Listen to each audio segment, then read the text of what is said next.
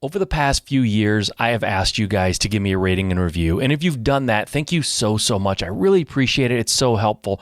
But if you haven't, I get it. I kind of get it. Like, I'm asking you to go and click on this thing, and then, like, how do I do it? And then I have to come up with some kind of a review, and I don't know what to say, and I'll do it later, right? I get it. I've kind of been there before. I know exactly how you feel. And so I'm not asking you to do that now, okay?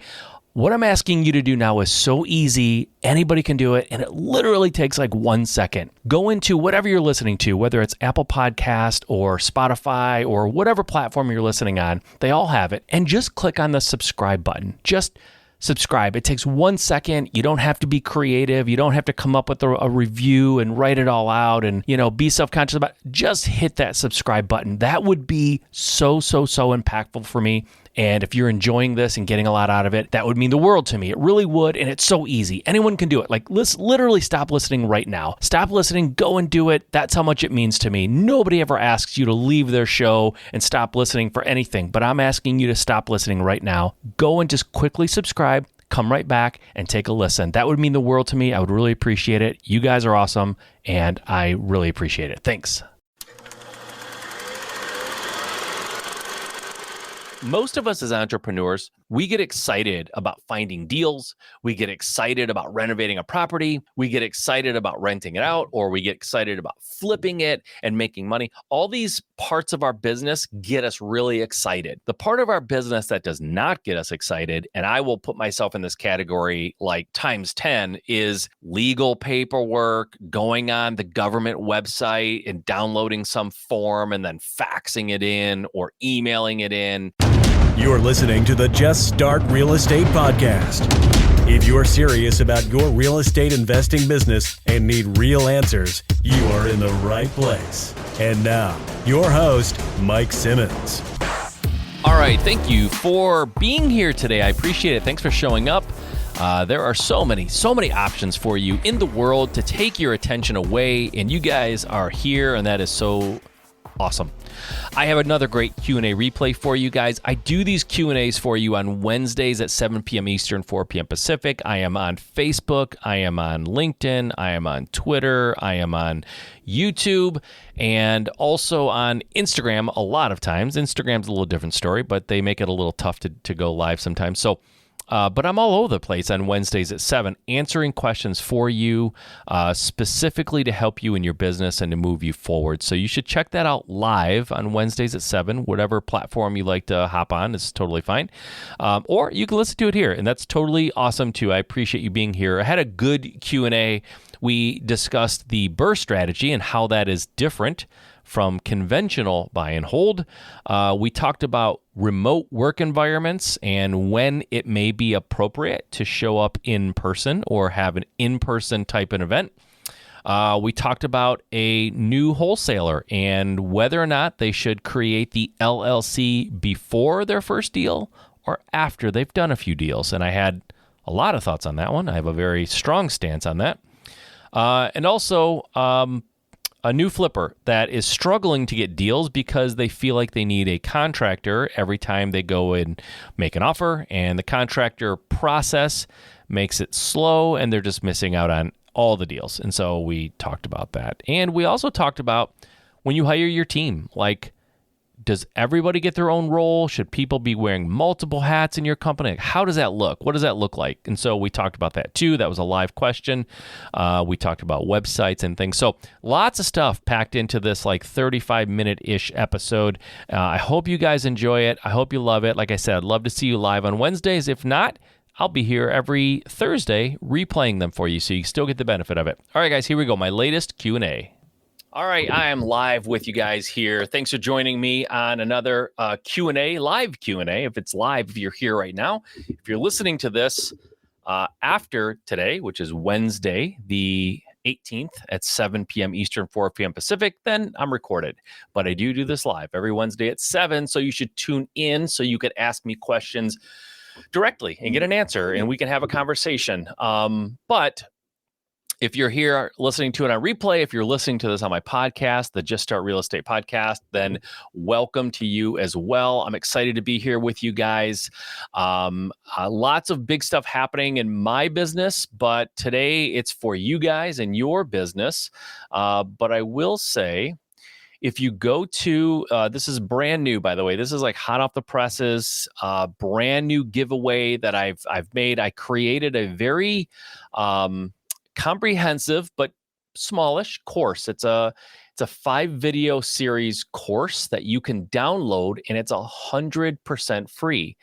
And the course is specifically about direct mail and how I do direct mail, the direct mail piece that is responsible for generating about 100 deals for me over the last 7 years, every single year. By the way, 100 deals every year for the past 7 years. It is far and away my most successful mail piece that I've ever created. And I give you that, but also there's 5 videos to explain exactly how I use it, how I get it printed up, how many pieces I send out and how many you should send out. How often you should send it out. That's a question I get all the time. Like, hey, I got this mail piece, but I don't know what to do with it. I don't know what market I should mail to. I talk about that. I don't know how many to send. I talk about that. I don't know how often to send it. I give you that answer as well. We talk about, like I said, getting it mailed, pulling lists. There's a bonus video in there about pulling lists. And if you're interested at all, and like I said, it has generated so much money for my business and has helped me create the successful real estate company that I have. And so if you're struggling to get leads, if you've tried direct mail and it hasn't really worked well for you, there could be some very specific reasons why that is. And I go over those things in this small mini course. Or if you've, never tried direct mail and you don't even know what it is, you can get this course and it can help you. So to get it, you go to MikeSimmons.com/winning direct mail. That's MikeSimmons.com/winning direct mail. Go check it out. Go download it. I think you're going to love it. I've sent a couple of people through this course and they were mind blown. They loved it. And I think it's going to be really, really impactful for a lot of people. My goal with this was to create something that I easily could charge a lot of money for and just give it away for free. Just to do it. I want to see people hit their goals. We are approaching the halfway point of 2022. And if you've not hit your goals and if you're struggling to get deals, hopefully this will turn the ship around for you. And I think it will if you go through it, listen to all the videos, take action on what is in them. I think it can help you. And like I said, the best part, guys, it's free. So go and grab it. Get yours today while they're hot. And we'll see you inside of that course. Okay, let's dive into the actual Q&A part of this, and let's start answering some questions. Okay, the first question is, what is the difference between the BRRRR strategy and conventional buy and hold? So for those of you who don't know, the BRRRR strategy, and it's BRRRR, called the BRRRR strategy. It stands for buy, renovate, rent, refinance, repeat.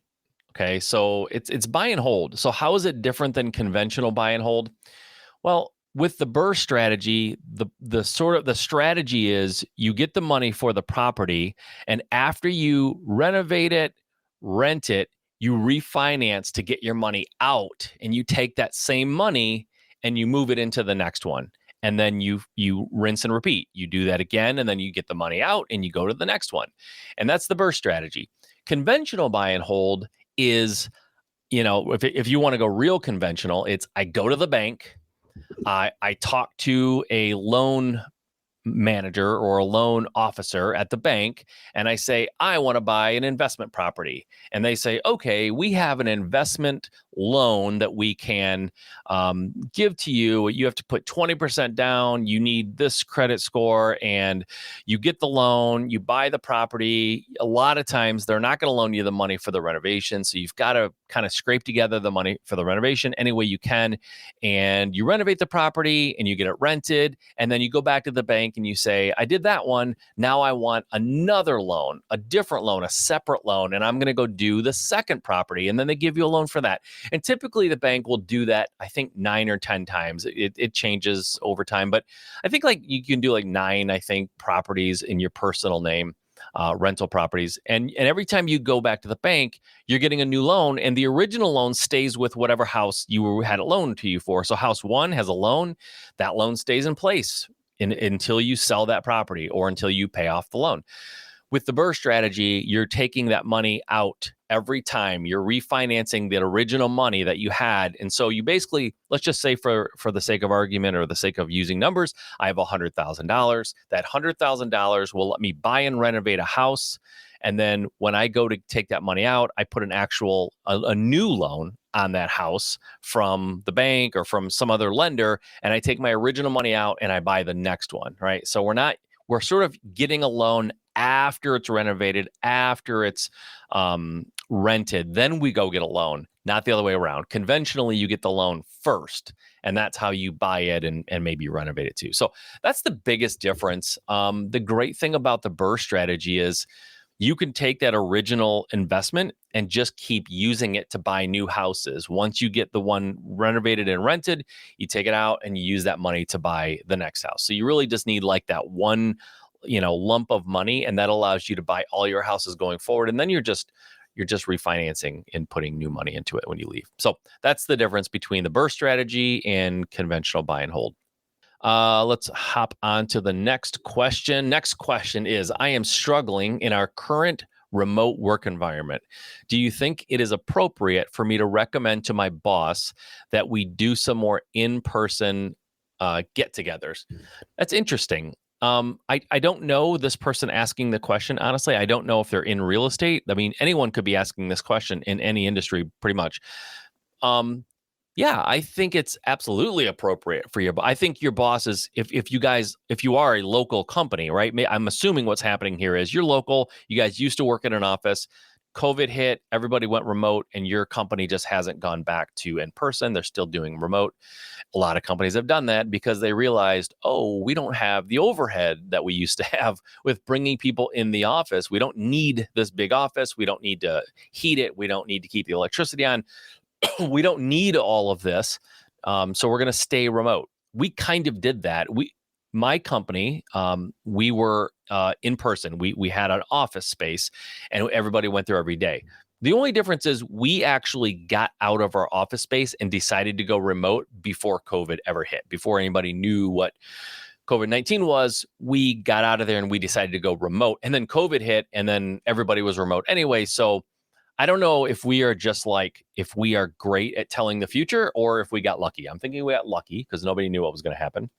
So in that case, we were remote anyway. But if you guys are a local company that went remote and you're staying remote and you're saying, you feel like you're struggling, your boss, whoever that is, the company you work for, your manager, they should be probably doing some in-person stuff, together stuff, just to keep that kind of team atmosphere and team building and make sure everyone feels connected. But if I were you, I would 100% reach out to your boss and say, listen, this remote thing's great. There's a lot of benefits, but I feel disconnected. I'm struggling a little bit. Let's get together once in a while and have a team meeting or some sort of team building, or just go to dinner or something, right? I think that's 100% appropriate. I think you should do that. If I were your boss, if this was my employee, I would really hope that they would reach out to me and say, I feel like I need some in-person time with the team, with you, whatever it is. I would be ecstatic to get that call or to get that text message,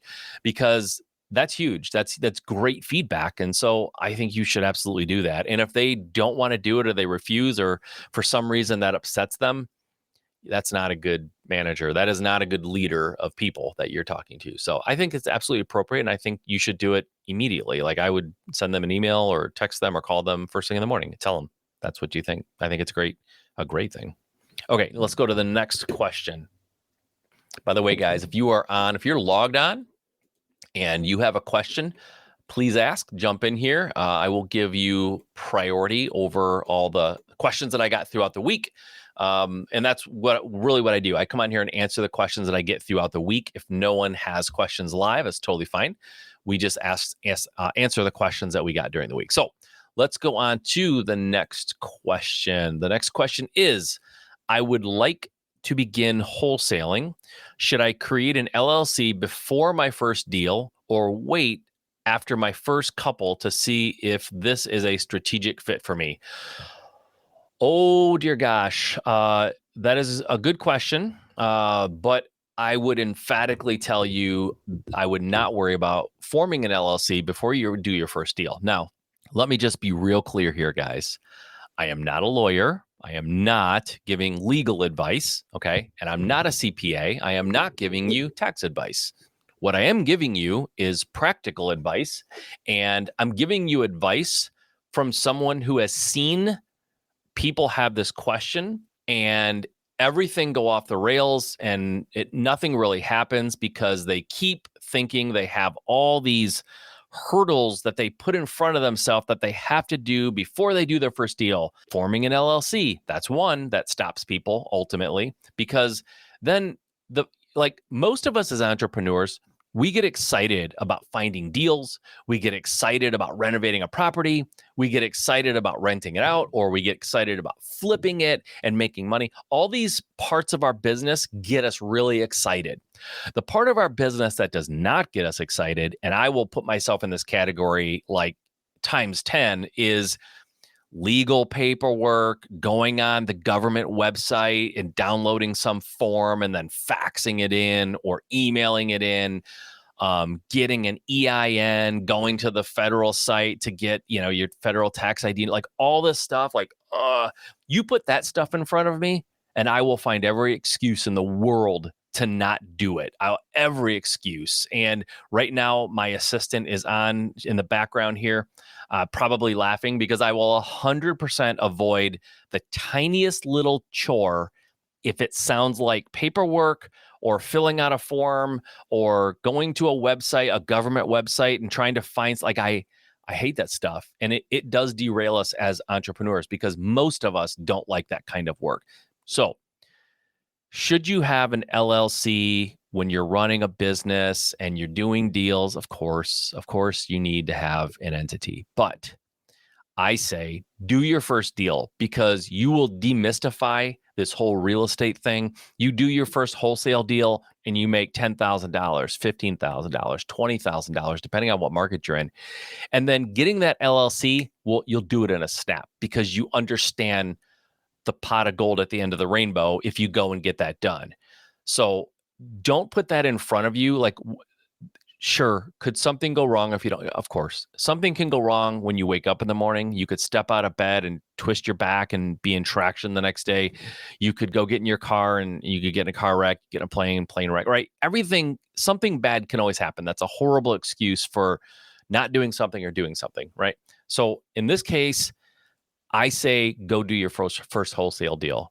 The chance of it going well and you having no problem because you didn't have an LLC is like 99.999%. It's going to be fine. So I say those odds are worth taking. Go do your first deal, maybe do your second deal.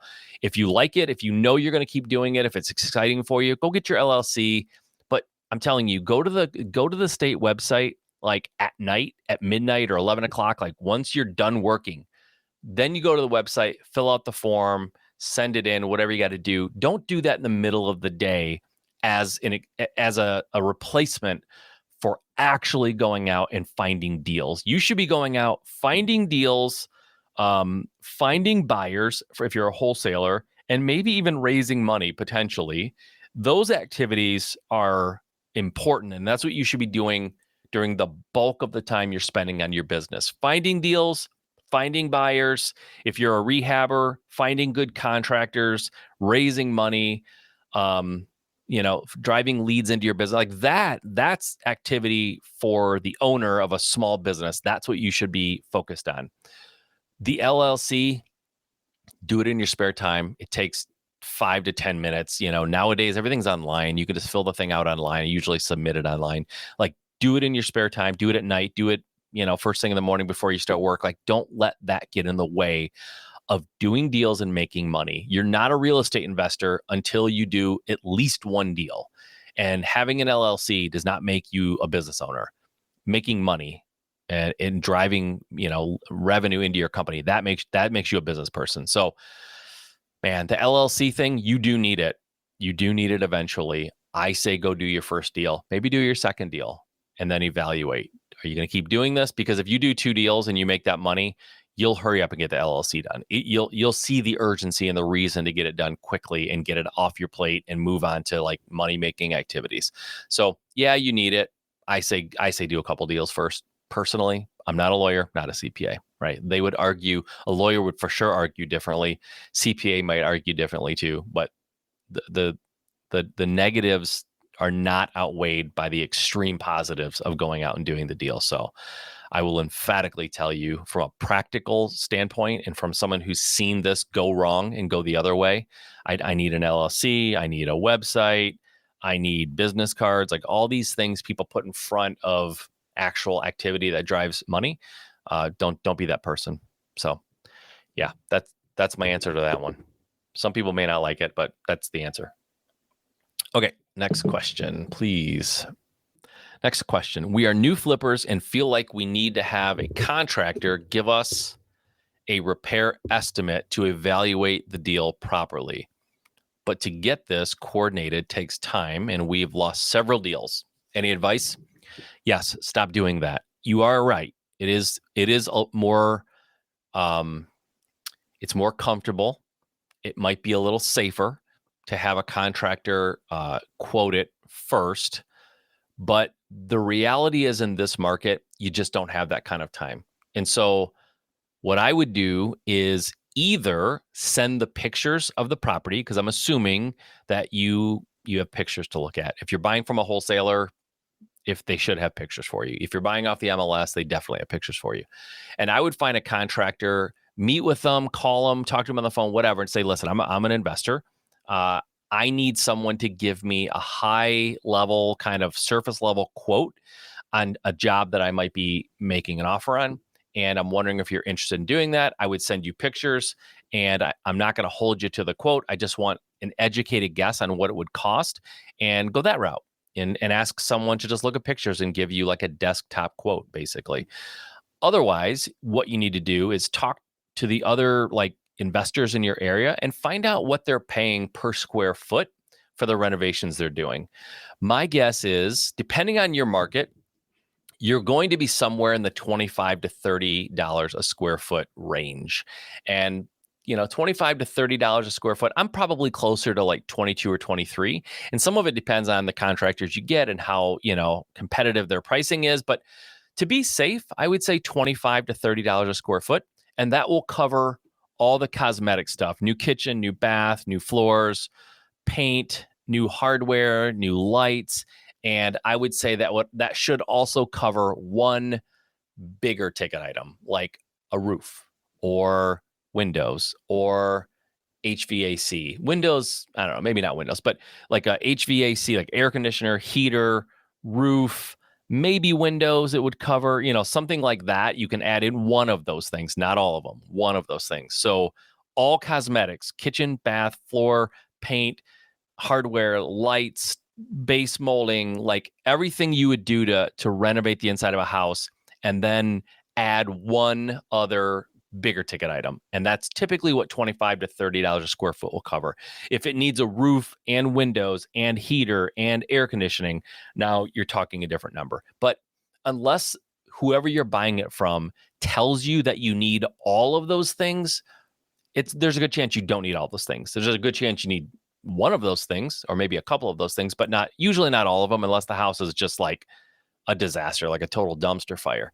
But that's what you could use as a ballpark when you're making your offers is, if you want to be safe, say $30 a square foot. If you want to be a little bit more aggressive, you could say $25 a square foot and just look at the square footage times 25 times 30 and make your offer and see what happens. Because you're right. In this environment, you're out of the game if you've got to like wait 2 or 3 days and then you have a contractor go through and then you have to wait another day or two before they get you a quote, or even longer sometimes. You are going to lose out. You're never going to get a deal. So yeah, I would say you've got to learn how to make offers without that. And to do that, you have to start getting some metrics behind what is the cost per square foot. And like I said, if you know rehabbers or whatever it is you're trying to do, if you know someone who's doing that and you can ask them, they should know. There's a really good chance they're going to know what they're paying per square foot. And then you can use that as a benchmark. Now, if you go into a house and it's a total disaster, like just a total dump, you might have to up that number. And consequently, if you go into a house and it's like really, really good shape, maybe you can lower that price per square foot because it's not going to cost as much, right? So until you get good at by the way, that's the goal, is to not have to rely on a contractor and not have to rely on some number that's generic and doesn't fit all scenarios. You need to, once you do enough deals where you can go in and look around and see what has to be done, make some notes, and then, estimate that renovation. That's when you're really gold. You want that. Or, I don't know how big your company is or how long you've been doing it. If you're new, maybe this won't work. But if you've been doing this a while, is hire someone who has that knowledge, who can go in and give you those estimates. So, and maybe you could just pay a contractor to sort of like be on call. Like they'll come out at the drop of a hat and they'll give you a quote like right there in the house, or the minute they leave, they can ballpark it. Most contractors can walk into a flip house, that needs to be flipped, look around for 10 minutes, and they can be within 10%, give or take, what it's going to cost to do it. Like, no problem. I can do it, and I've never renovated a house in my life on my own. Like, I've hired contractors, though, and I've done enough houses that I've had a contractor do that I've gotten really good at estimating cost and timing. Those two things I can tell you with pinpoint accuracy. Now, if you hand me a hammer and a nail gun, or, any other tool used to build, I'm not your guy. I can't build anything. I can't fix anything, but I know exactly what it should cost. I know exactly how long it should take. And that's the skill you need to have as the owner. You don't have to be able to do it. And so maybe you have a contractor that, you just have a relationship. Maybe you pay them a flat fee, $100, and you send them pictures, or you tell them to meet you out at a house and they do the walkthrough with you. You do that a couple of dozen times, you'll get good. You'll get pretty good at estimating renovation yourself. So that's what I would suggest there. But you can't wait. Like, you can't wait till the contractor, like, you need someone who's on it, who can be there and show up when you need them and give you like an estimate before you like get in your car and drive away, like, or that night they can give you an estimate at the very latest. Because I get it. These deals are going fast. In this market we're in, it's absolutely crazy. Everyone is looking for deals. Everyone's looking for houses. It's just a great market when you're trying to sell, but when you're trying to buy, it makes it a little challenging. So that's what I would do there. All right, let's go on to the next question. This might be the last one. Angela, if you can tell me if this is the last one, that would be helpful too. Oh, Bob, what's up, man? We got a live one, guys. Here we go. Bob is a good friend of mine. Let's see what he says. When building out your team, do you think each hat position needs to be one person's responsibility, or do you think each team member can handle multiple things? That's a great question. Bob is a scaled up, successful investor. So I'm going to answer this. I'm going to answer this one a couple different ways. I know that Bob has a team and he's successful. So where you are, Bob, in your business, kind of scaled up and you have a lot of traction, you're doing a lot of deals, I would try to give each seat on the bus or each position to one person. Doesn't mean that you don't have a person like, okay, I'll give you a for example. And I'm going to give you a for example, and I'm going to admit that I'm not following my advice here, but it's because every situation is unique. So I used to have a dispositions person and a transaction coordinator who would handle title work and all that kind of stuff. And they were separate. But I was struggling finding a good transaction coordinator. They just it became this turnstile in my company where I just couldn't find the right person. That everybody I brought in just didn't work out. And as you know, Bob, because you're a wholesaler, the transaction person isn't like a salesperson, and they don't appear to have like this really prominent, important role. But the fact of the matter is, your acquisitions people and your dispositions people very much rely on that transaction coordinator to get stuff done, to get things to the closing table, get them closed, and move on to the next one and get them closed and like keep this moving, right? Because if you pay your acquisitions and dispositions partially or wholly off of profits, net profits, gross profits, whatever, if you're not closing deals, that's causing some friction in your business. And so I was bringing in transaction coordinators. They weren't closing deals at the rate that I needed them to. And the last one that I let go, my dispositions guy came to me and said, I am so sick of dealing with these transaction coordinators that can't seem to get out of the way so things can get done. Why don't you let me handle transaction coordination for a while? Let me just do it myself so I can get this logjam out of here and I can just start closing things so we all get paid. And I was like, perfect. And that's the last TC I've ever hired. He still does it. He runs transactions and he's really, really good at it. He's really, really good at dispositions too. And so he runs both departments. So I let him sit in both seats because he can do it. If we get to the point where he's overwhelmed, we bring in, and we have done this, we bring in an assistant for him on the dispositions. Well, really just an assistant for him. And that assistant can handle some lower end or lower, priority tasks. She or he can handle that for him. So that's how we've done it. But I would say when you're scaled up, you want everybody to have a clear role in the company. Like generally speaking, there are circumstances that may change that, but everyone has a clear role. Everyone has their own seat. That's it, right? Doesn't mean some people can't have skill sets where they can like cover if someone's gone or on vacation or sick. That's fine. But everyone has a seat. Now, when you're a smaller company, when you're just starting out, people have to wear multiple hats. They just do, right? But you don't have as much volume if you're new. So, one person can do two things. And an example of that is I've told people many times, if you don't have someone answering your phones and you don't have an acquisitions person and you need both of those, but you don't have a lot of volume and you're having trouble justifying two people, then I think it's absolutely appropriate and probably really advantageous. Hire the acquisitions person, let them answer the phones for you, let them set themselves up for the closing, for the appointment where they're going to go in there and get that deal, because there's an awful lot of really good handoff when I answer the phone, I warm the seller up, I create rapport, I create trust, we have a good communication, and then I go out on the appointment to actually get the deal. It's so easy when you walk in there, hey, I'm Mike, we talked on the phone, hey, great. And they immediately trust, know, and love me. So have your acquisitions person answer the phones when you're small. As you grow, you're going to have to break those two things apart, and you'll need a phone person and an acquisitions person, and they'll have to be separate because your acquisitions person cannot be answering the phone instead of going out on appointments. They need to go out on appointments. They need to get contracts. But I think when you're small, everyone wears probably multiple hats in that case, including you.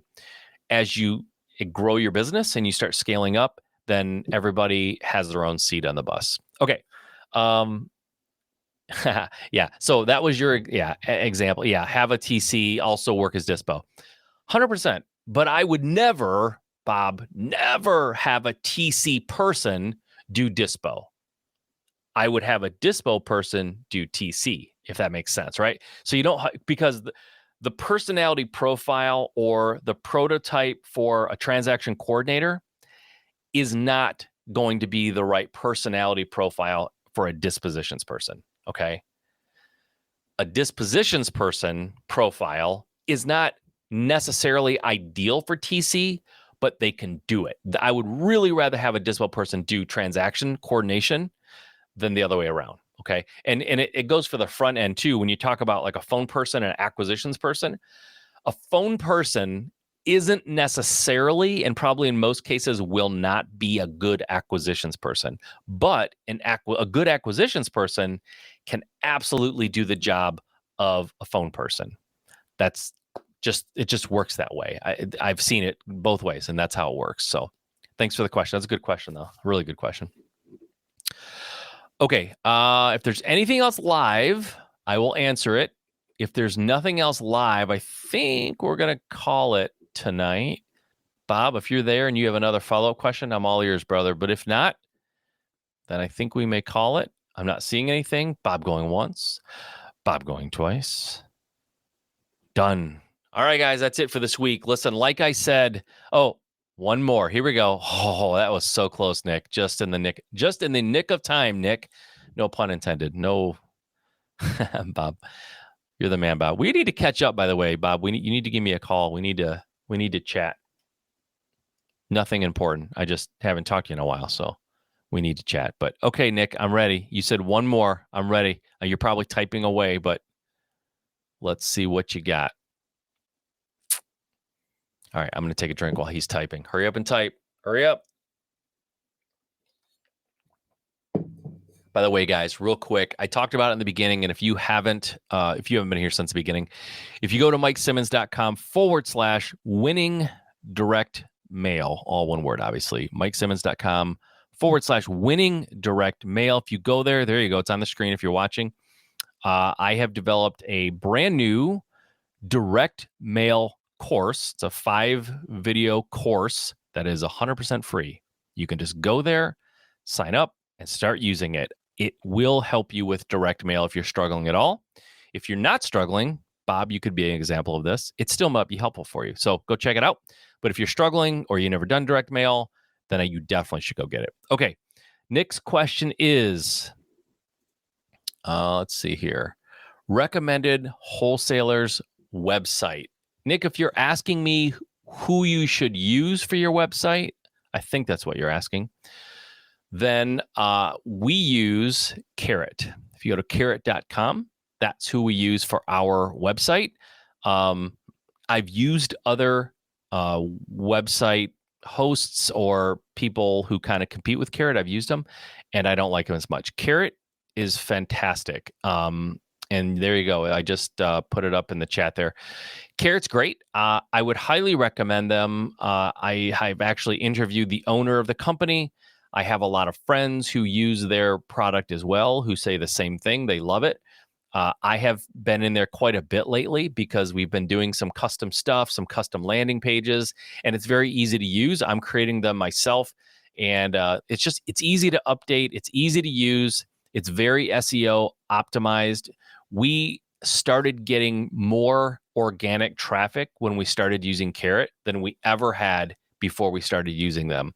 And I think it's 100% because of their websites. So I think Carrot's great, and I would highly recommend them for anybody who wants to put up a website. Now, as a wholesaler, you're not asking me this, Nick, but I'm going to tell you unsolicited bonus advice. Do not put your buyer's site together with your seller site. I truly believe as a wholesaler, you need a seller-facing website and a buyer-facing website. The buyer-facing website is nothing more than a one-page, someplace for them to opt in to your email list. That's it. You don't need much else on the page, like very bare bones. Some place for them to opt into your email list. On the seller site, it has to be a lot more. You need a lot of information. Why to use you, how your process works. Testimonials would be great. Something about you and as the owner, something about your team. Like you really need to warm people up when they go to that site, because if they're there, they're trying to decide if you're legit. They're trying to decide if you're trustworthy. They're trying to decide if you're an authority in that particular area. So the seller-facing website needs to be robust and needs to be really, really good. Buyers-facing website, very bare bones, doesn't need much at all. Thoughts on KV Core? I have no thoughts on KV Core because I don't know what it is, actually. So I assume it's a website place, but I've never used them. So no opinion there, unfortunately. But here's what I would say, though, Nick. If you ask someone a question who you trust and think that they are smart and they can help you and that they have success that you would like to have some of too, and they tell you where to go, just go there. Like, I don't know KV Core, but I would just use Carrot. Like, get Carrot, use it, get it up and running, decide if you love it or not, and then you change if you have to. But I would just use Carrot. Like, that's it. There's other ones you could look at. I would just use Carrot. Like, just take that advice and run. Because your website, while important, put it this way, I made my first $1 million in profit in my company before I had a proper website. So the website is not the indicator of success in real estate. It's an add-on, it's a tool on your tool belt, and it can eventually help you with organic traffic, which is great. But I could make $1 million a year in real estate with no website. I know that I could because I've done it. So don't put it up as an obstacle. All right. You're awesome. Thanks, Nick. Way to go.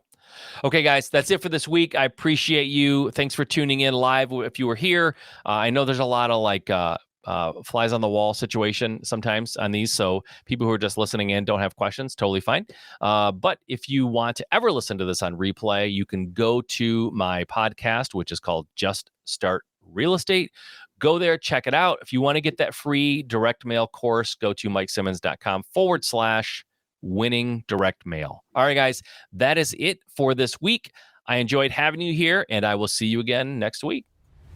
All right, I hope you enjoyed that. Remember, I do these Q&As live on Facebook on Wednesdays at 7 p.m. Eastern, 4 p.m. Pacific. I hope you enjoyed this. Tune in next week for another installment of live Q&As answering your questions. Okay, until next time.